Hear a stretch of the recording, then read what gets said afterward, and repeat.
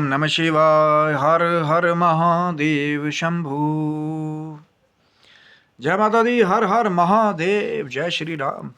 क्या ये मुमकिन है कि किसी के जन्म लेने से पहले ही उनके बारे में सारी जो उनकी डिटेल है या उनकी जो जीवनी है उसको पहले ही लिख दिया जाए? क्या ये मुमकिन है? अब आप कहेंगे अभी कोई पैदा ही नहीं हुआ, कैसे लिख देंगे कोई पहले ही जाकर के कई हजार साल पहले या कई सौ साल पहले कि ऐसे ऐसे किसी नगरी में जो है कोई प्रभु का अंश जो है, अवतार जो है वो होगा, उनके साथ के इतने भाई बंधु होंगे, इस राज्य में उनका जन्म होगा और आगे चल करके बड़े बड़े राक्षसों का वध करेंगे। लेकिन जान करके हैरानी होगी कि एक ऐसा महाकाव्य भी है जिसे एक महर्षि ने उनके जन्म से बहुत पहले ही लिख दिया था। हरि अनंत हरि कथा अनंता। कई संतों के मुख से ये जो रहस्य की बात है ये सुनने को मिलती है, जो मैं आज आपके साथ शेयर करने वाला हूँ शिव शक्तोम चैनल पे। सभी का स्वागत है और नित्य प्रति कोशिश जारी है अभी भी कि कोई ना कोई ज्ञान की चर्चा हो, रहस्य की चर्चा हो, क्योंकि कल हो ना हो, आज हैं कल पता नहीं रहे ना रहें। तो जब आपका प्रेम मिलता है तो भैया एक से एक रहस्य आपके लिए खोज के लाने की कोशिश करते हैं और आपको भी लगे कि भैया कुछ हम बदलाव कर सकते हैं उसमें, जो छोटी सी कोशिश हम करते हैं। कई बार बहुत सारी त्रुटियां भी हो जाती हैं, बहुत सारी चीज़ें हमारे ध्यान में नहीं आती हैं, तो आप भी अपने प्रेम के वश उनको बताने की भी कृपा करें। तो हम कोशिश करेंगे कि और जो हमारी छोटी सी कोशिश है उसमें और सुधार करने की कोशिश करेंगे। तो ये जो रहस्य है जो आज मैं आपके साथ जो बात कर रहा हूँ वो है वाल्मीकि रामायण से जुड़ा हुआ। जो संतों के द्वारा ये कथनी कही जाती है कि महर्षि वाल्मीकि ने श्री रामचंद्र जी के जन्म से पहले ही वाल्मीकि रामायण की रचना कर दी थी। ये कैसे मुमकिन है? ये मुमकिन है भगवान शंकर की कृपा से, माँ भगवती की कृपा से।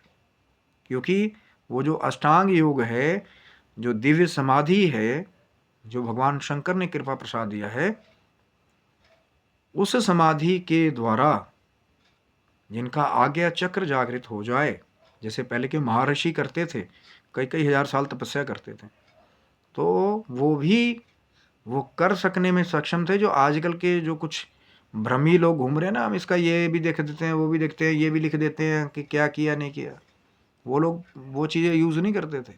वो उस रहस्य को अपने तक रखते थे या फिर महाकाव्य के रूप में उसको परिवर्तित कर देते थे।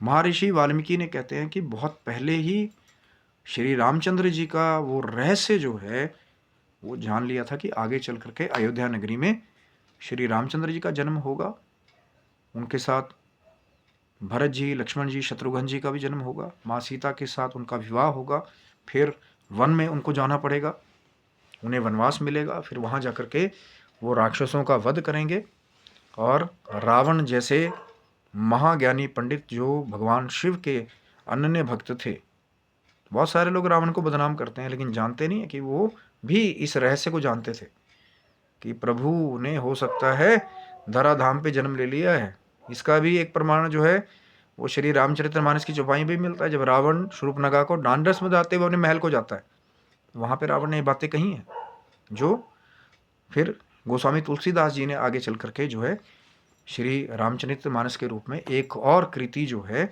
वो सारे संसार को दी, वो भी भगवान शिव की कृपा से, माँ जगदम्बा की कृपा से। क्योंकि रामायण के असली रचयिता भगवान शंकर, माँ जगदम्बा, और क्योंकि महर्षि वाल्मीकि जी भी जो समाधि के रहस्य के द्वारा उन्होंने जो ये पहले से ही फ्यूचर की बातें जान ली, भविष्य की बात जान ली कि आगे चल करके श्री रामचंद्र जी का जन्म होगा।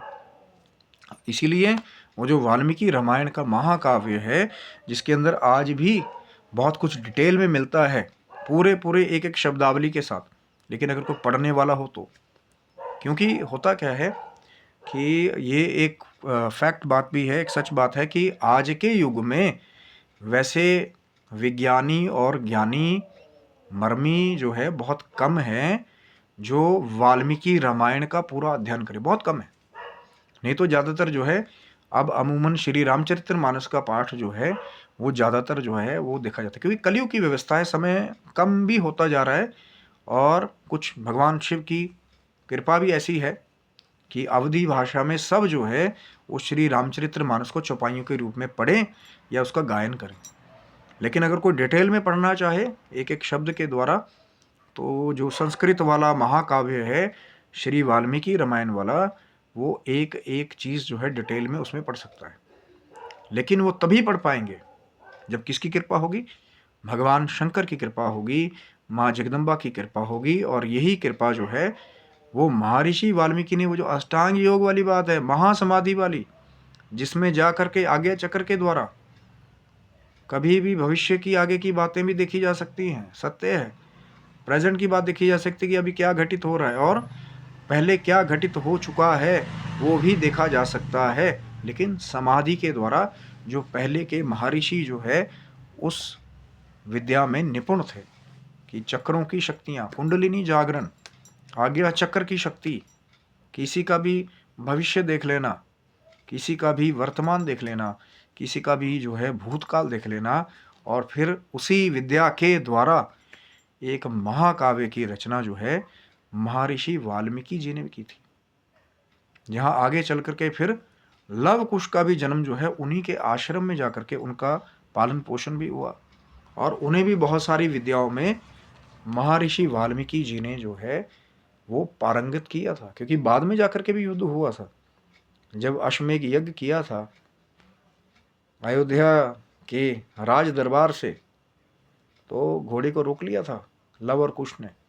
तो फिर वहाँ भी एक जो है एक छोटा सा युद्ध जो है उनके बीच में हुआ था। वहीं जाकर के श्री रामचंद्र जी को पता लगा था कि सीता माँ जो है, वैसे तो सब कुछ जानते हैं, घट घट के वासी है, लीला है उनकी, कि लव कुश जो है वो महर्षि वाल्मीकि जी के आश्रम में जो है हर एक विद्या में, शस्त्र शास्त्र विद्या में वही निपुण हुए। और फिर उन्हीं लवकुश को सौंप करके माँ सीता जो है वो फिर धरती के गर्भ में माँ धरती के साथ समा गई थी।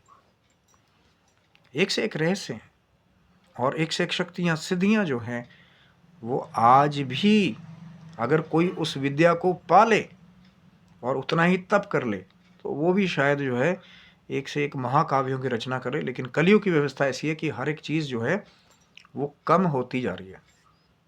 यहाँ तो सिर्फ एक ही बात है कि नाम जप में ही वो शक्ति है कि कलयुग में बहुत जल्दी आप जो है नाम जप के द्वारा ही मोक्ष जो है, निर्वाण जो है, या महासिद्धियाँ जो है उसको प्राप्त कर सकते हैं। क्योंकि कलयुग केवल नाम आधारा, सुमिर सुमिर नर उतरे पारा।